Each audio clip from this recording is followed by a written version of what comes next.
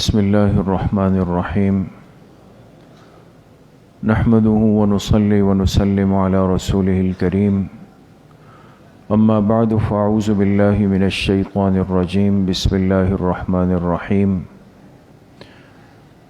وأنكحوا الأيام منكم والصالحين من عبادكم وإمائكم إن يكونوا فقراء يغنهم الله من فضله والله واسع عليم وقال رسول الله صلى الله عليه وسلم تنكح المرأة لأربع لمالها ولجمالها ولحسبها ولدينها فاصفر بذات الدين تربت يداك صدق الله وصدق رسوله النبي الكريم اللهم صل على سيدنا ومولانا محمد وعلى آل سيدنا ومولانا محمد وبارك وسلم۔ اللہ تبارک و تعالیٰ کا بہت بڑا کرم اور احسان ہے کہ جناب نبی کریم صلی اللہ علیہ وسلم کی ایک محبوب اور مبارک سنت کی ادائیگی کی نسبت سے ہم سب اس مجلس میں آج جمع ہیں۔ اللہ تعالیٰ آپ سب کے اس آنے کو، اس بیٹھنے کو، سننے اور سنانے کو اپنی بارگاہ عالیہ میں قبول فرمائیں اور ہم سب کے ظاہر اور باطن کی اصلاح کا ذریعہ بنائیں۔ چونکہ یہ نکاح کی مبارک مجلس ہے اور بڑی خوشی کا موقع ہے، اور سب سے بڑی خوشی کی بات پھر یہ ہے کہ اللہ پاک نے ہمیں یہ شعور دیا ہے،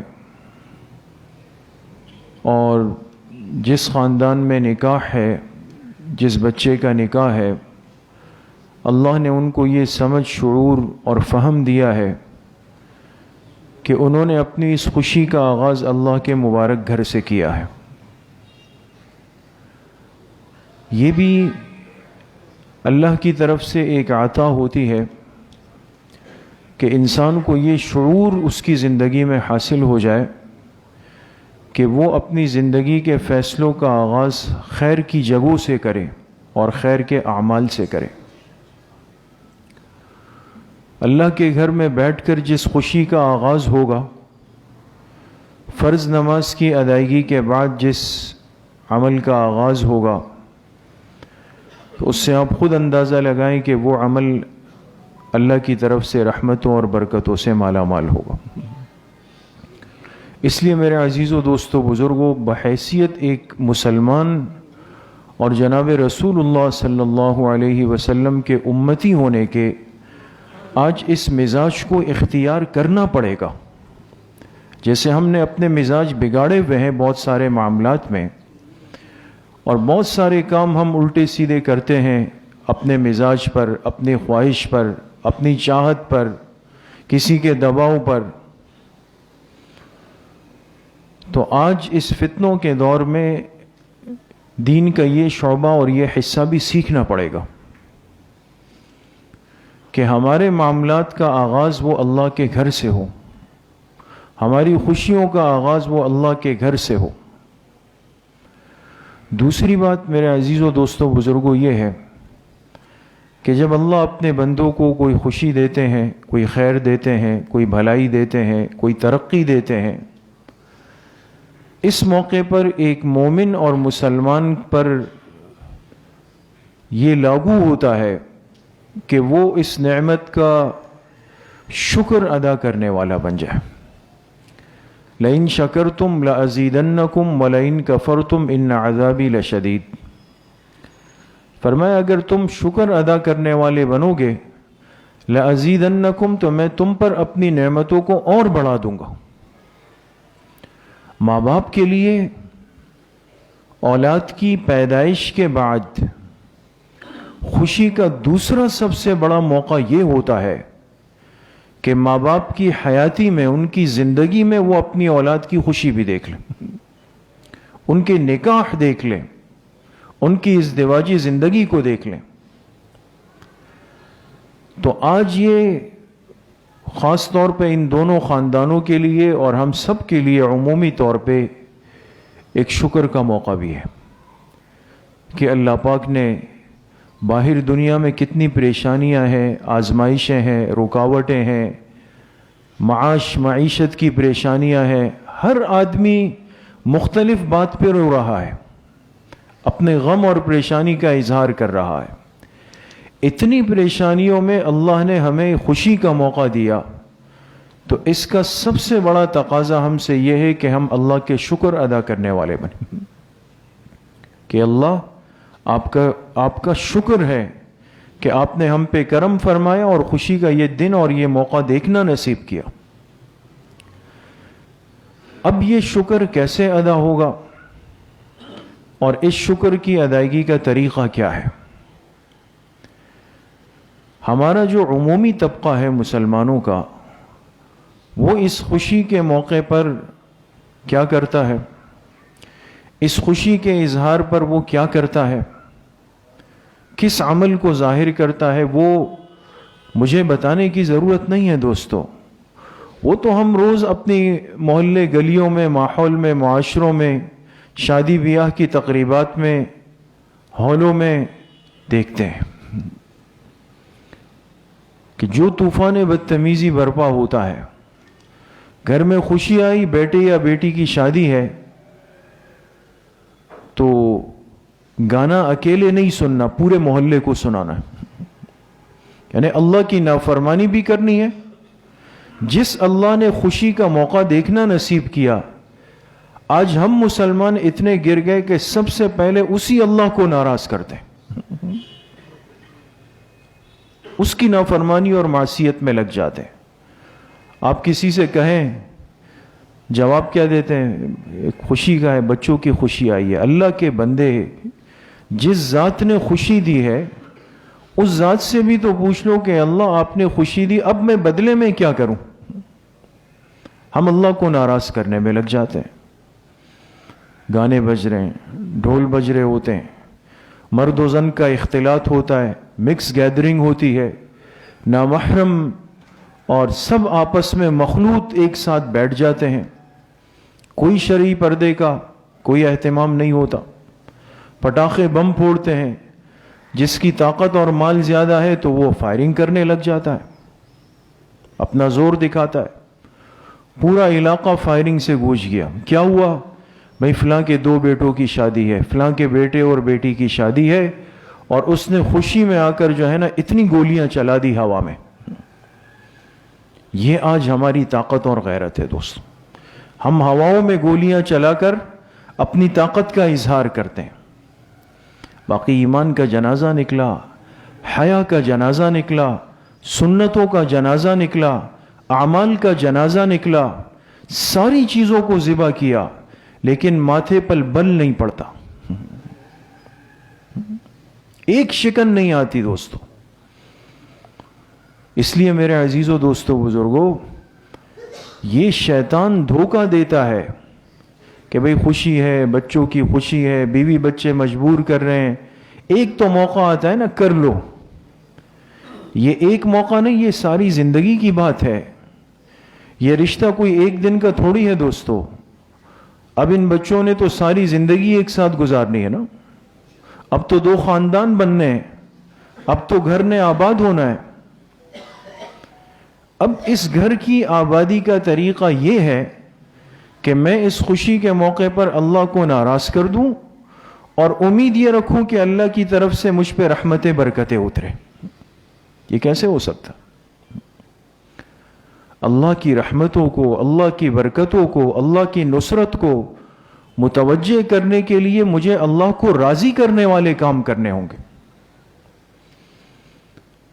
اس لیے میرے محترم دوستوں، بھائیوں اور بزرگوں، معاشرہ کس طرف جا رہا ہے، لوگ کیا کر رہے ہیں، پڑوسی کیا کر رہا ہے، فلاں کیا کر رہا ہے، خاندان کے فلاں رشتہ دار نے کیا کیا، یہ سوچ کر زندگی کی ترتیبیں بنائیں گے، آخرت کا بہت بڑا خسارہ ہے۔ مجھے تو اپنے معاملات حل کرنے، مجھے تو آخرت میں اپنے اعمال، اپنی زندگی، اپنے مال کا حساب دینا ہے۔ اس لیے اپنی تقریبات کو، جیسے آج آپ دیکھ رہے ہیں کہ یہ خوشی کا موقع ہے، ایک نکاح کا موقع ہے، آپ سب ساتھی مسجد میں آ گئے، اللہ کے پاکیزہ گھر میں آ گئے۔ جب تک یہاں بیٹھے ہوئے ہیں، حدیث پاک سے ثابت ہے کہ جب ایک مسلمان باوضو حالت میں مسجد میں بیٹھتا ہے، جب تک واپس نہ نکلے اس وقت تک اس کے نامہ اعمال میں فرض نماز کا ثواب لکھا جاتا ہے۔ ایک تو فرض آپ نے پڑھ لی، لیکن جب تک آپ بیٹھے ہوئے ہر لمحے فرض کا ثواب لکھا جا رہا ہے۔ کتنی سعادت ہے۔ اب اس سے آپ آگے مرحلے میں جائیں گے، بچی کی رخصتی ہوگی، پھر ولیمہ ہوگا، یہ سارے معاملات ہوں گے۔ جب آغاز ہم نے سنت ترتیب پر کیا ہے، ابتدا اللہ کو راضی کر کے کی ہے، تو یہاں اللہ سے مانگ کر اٹھے کہ اللہ جب آپ نے خوشی کی ابتدا ہمیں سنت ترتیب پر دے دی، اس کے سارے مراحل کو سنت ترتیب پر پورا کرنے کی توفیق نصیب فرما دے۔ اس لیے یہ جتنی چیزیں آج ہمارے ماحول میں، معاشرے میں نافرمانی کی، گناہوں کی یہ ہو رہی ہے، یہ سب ناجائز حرام ہے۔ ان چیزوں سے 100% اپنے آپ کو دور رکھیں۔ علماء نے یہاں تک لکھا کہ اگر آپ کو کوئی دعوت آ جائے کسی تقریب کی، لیکن آپ کو پتہ ہے کہ وہاں کھلم کھلا اللہ کی نافرمانی ہے، کوئی پردہ نہیں ہے، سب کچھ نہیں ہے، ڈھول باجے بج رہے ہیں وہاں پہ، سب کچھ چل رہا ہے وہاں پہ، تو وہاں جانا جائز نہیں۔ لا طاعت لمخلوق فی معصیت الخالق، اللہ کو ناراض کر کے مخلوق کی اطاعت نہیں ہو سکتی۔ تیسری اہم بات جو آپ حضرات سے عرض کر کے بات کو ختم کریں گے، یہ جو رشتہ ہے نکاح کا، یہ انسان کی زندگی کا سب سے خوبصورت رشتہ ہے۔ اور میں وہ جملہ عرض کرنا چاہتا ہوں جو ہمارے شیخ و استاذ حضرت محدث کبیر حضرت اقدس حضرت مولانا ڈاکٹر عبدالرزاق اسکندر صاحب حفظہ اللہ تعالی ہمیشہ یہ جملہ ارشاد فرماتے ہیں کہ دیکھیں یہ جو نکاح ہے یہ ایسا رشتہ ہے کہ یہ محبت کے ساتھ چلتا ہے، اصولوں کے ساتھ نہیں چلتا۔ سمجھ رہے ہیں بات کو؟ یہ رشتہ محبت کے ساتھ چلتا ہے، یہ اصولوں کے ساتھ نہیں چلتا۔ اب ہمارے اندر کیا معاملات ہے کہ ہم جب نکاح کا فارم دیکھتے ہیں، اس میں یہ کالم ہے، یہ کالم ہے، یہ کالم، بھئی یہ شرائط ہے، یہ شرائط ہے۔ الحمدللہ مجموعی طور پہ اللہ کا کرم ہے کہ ہمارے معاشرے میں کچھ سمجھ بوجھ ہے، لیکن بعض لوگ کیا ہوتے ہیں، وہ کہتے ہیں بھئی ہمیں تو اس فارم نے اجازت دی ہے کہ بھئی یہ چیز تو ہمیں لکھنی ہے، یہ شرائط ہے۔ ابھی بچی آپ کے گھر سے دوسرے گھر میں گئی نہیں، ان کی زندگی کا آغاز ہوا نہیں، ان کی ملاقات ہوئی نہیں ابھی سے۔ بعض کیا کہتے ہیں بھئی یہ لکھ لیں کہ ناچاقی ہو گئی، تو میں عرض کرتا ہوں خدا کو مانے، یہ آپ کیا کرنے جا رہے ہیں؟ ایک خوشی کا رشتہ شروع ہونے لگا ہے، آپ شروع میں ہی ناچاقی کی بات کر رہے ہیں، اختلاف کا لفظ ذکر کر رہے ہیں۔ کم از کم اپنے ذہن کو اتنا تو صاف رکھیں، اتنا تو ایک دوسرے پر اعتماد کریں۔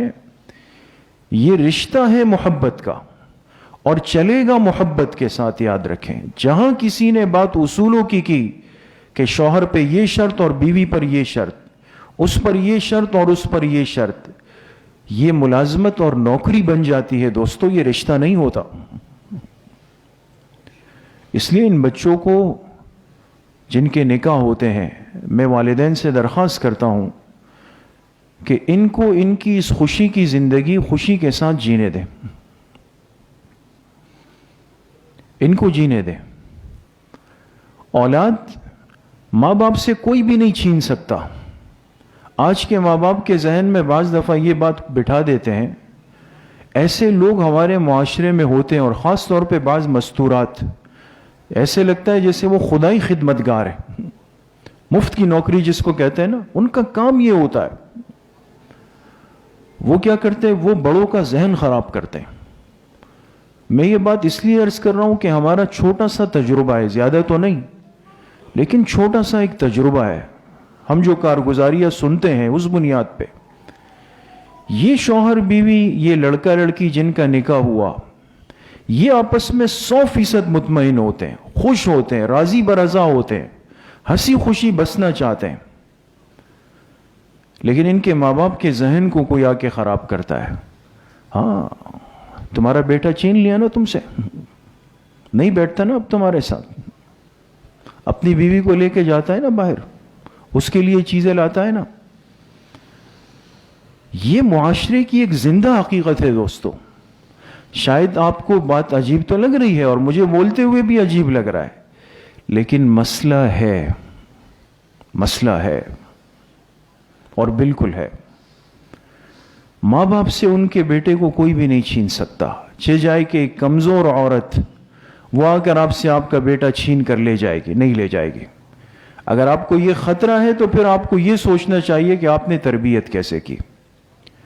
اگر آپ نے اپنی اولاد کی, اپنے بیٹے کی تربیت کی ہے اور وہ آپ کو ماں باپ کی محبت دیتا ہے, دنیا ادھر سے ادھر ہو جائے یہ آپ کو نہیں چھوڑ سکتا. ہاں ایک بات ضرور عرض کرتا ہوں کہ شادی کے بعد اب ہوتا یہ کہ ماں باپ اپنی جگہ پہ رہ جاتے ہیں, وہ اب بھی ماں باپ ہیں. بیوی اپنی جگہ پر آ جاتی ہے, وہ اب بیوی ہے. جو لڑکا ہوتا ہے یہ بیچ میں اب دو طرف ہوتا ہے. اس نے اپنے ماں باپ کے حقوق کو بھی دیکھنا ہے, اس نے بیوی کے حقوق کو بھی دیکھنا ہے. اب آپ بتائیں مجھے کہ ماں باپ, شوہر, بیوی, یہ تین حصے ہو گئے نا, ان میں سے ذمہ داری کس کی زیادہ ہو گئی؟ جی شوہر کی زیادہ ہو گئی نا. پہلے تو وہ صرف بیٹا تھا, اس نے ماں باپ کو دیکھنا تھا. اب وہ شوہر بھی ہے, بیٹا بھی, وہ ماں باپ کو بھی دیکھے گا, وہ بیوی کو بھی دیکھے گا. اب اگر ماں باپ کہے کہ جی بیوی کو کیوں دیکھ رہا ہے, بیوی کہے ماں باپ کو کیوں دیکھ رہا ہے, تو وہ تو بیچارہ بیچ میں سینڈوچ بن گیا نا. کچھ بات سمجھ میں آ رہی؟ عرض کرنے کا مقصد میرے عزیزوں, دوستوں, بزرگوں یہ ہے, خلاصہ بالکل ایک جملہ یہ ہے کہ اولاد کو ان کی یہ نئی زندگی خوشی کے ساتھ گزارنے دے. ان کی وفاداری آپ اپنی آنکھوں سے دیکھ لیں گے, یہ آپ کے کتنے وفادار ہیں.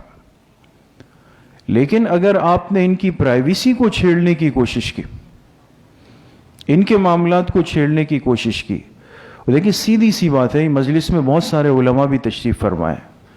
قرآن کریم نے اس رشتے کو ہن لباس لکم وانتم لباس لہن فرمایا. یہ بیویاں شوہر کی لباس اور شوہر بیوی کا لباس. آپ بتائیں, آپ نے ابھی جو کپڑے پہنے ہیں, آج سب تیار ہو کے آئے ہیں, کوئی آپ کے کپڑے کو ایسے اٹھا کے اس میں ہاتھ مارے تو کیا خیال ہے؟ ہاتھ میں جتنی طاقت ہے استعمال تو کرنی چاہیے نا, ہے نا؟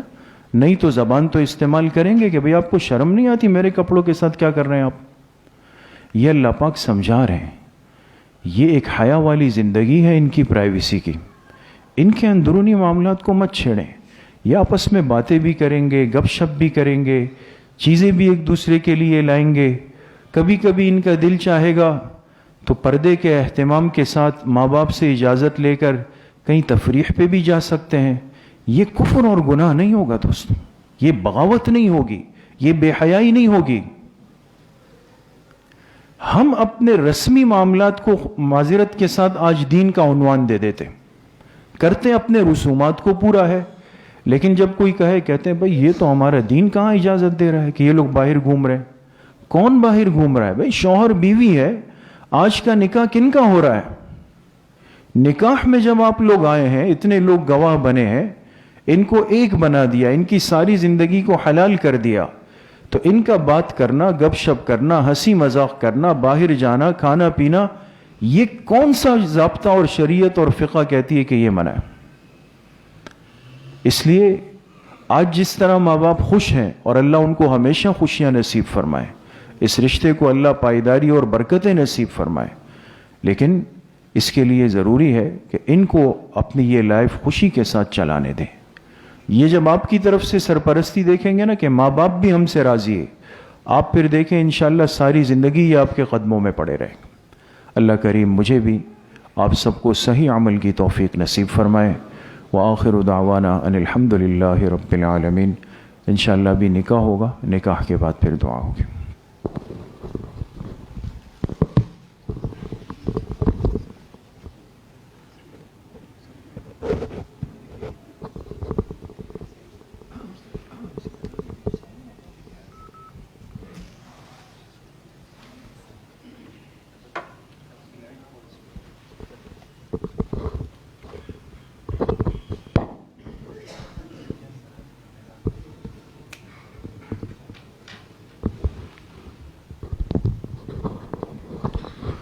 محمد یوسف صاحب جو دلہن کے وکیل ہے آگے آ جائیں.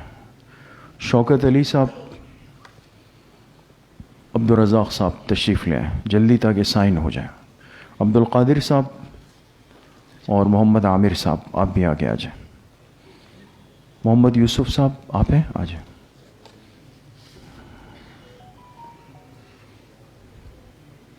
یہاں سائن فرما لیں.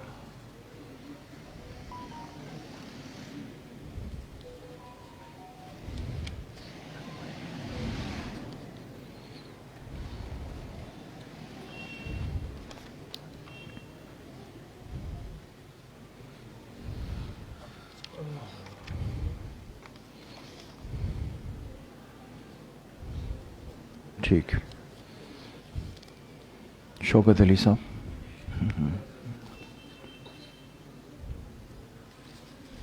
یہ نمبر 1 پہ کر لیں.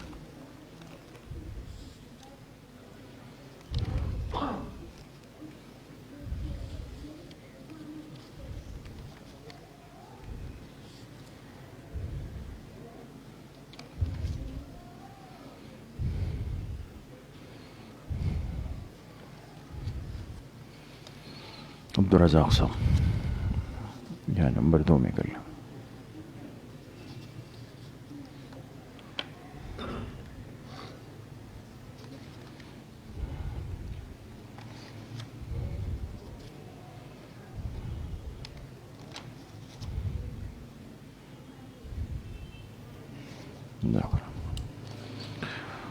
عبدالقادر صاحب اور محمد عامر صاحب. عبدالقادر صاحب پہلے ہیں.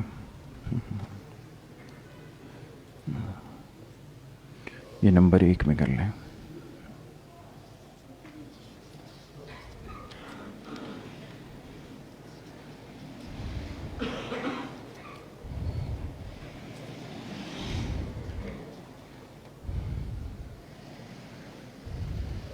محمد عامر صاحب نمبر 2 میں.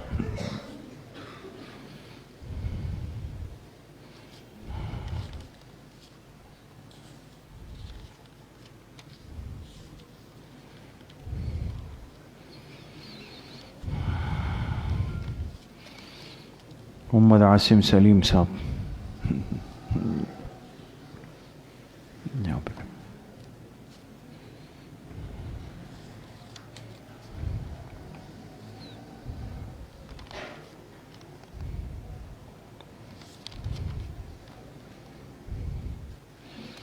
حق مہر کیا طے ہوا؟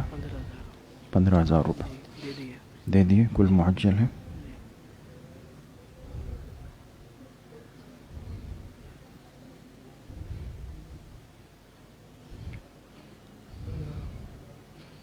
کل رقم معجل ہے. ٹھیک ہے.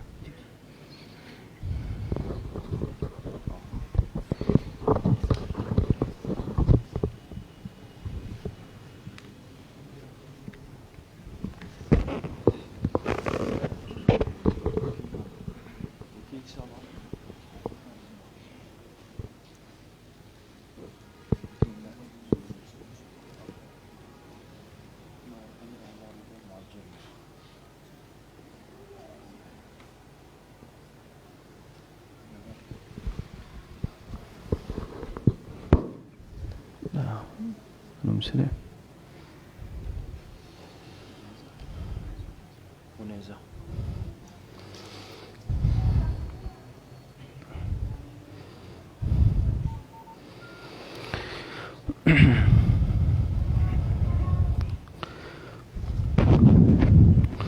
الحمد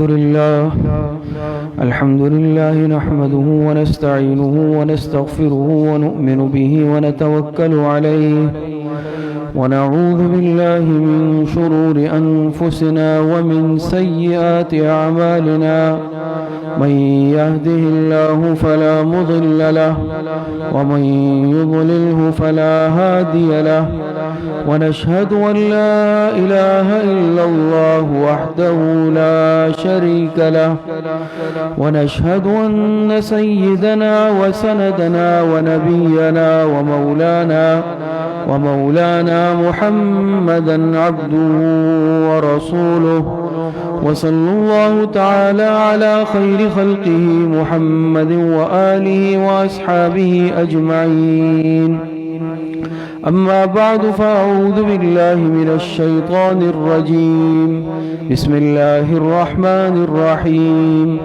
قال الله تبارك وتعالى: يا أيها الناس اتقوا ربكم الذي خلقكم من نفس واحدة وخلق منها زوجها وبث منهما رجالا كثيرا ونساء واتقوا الله الذي تساءلون به والأرحام إن الله كان عليكم رقيبا.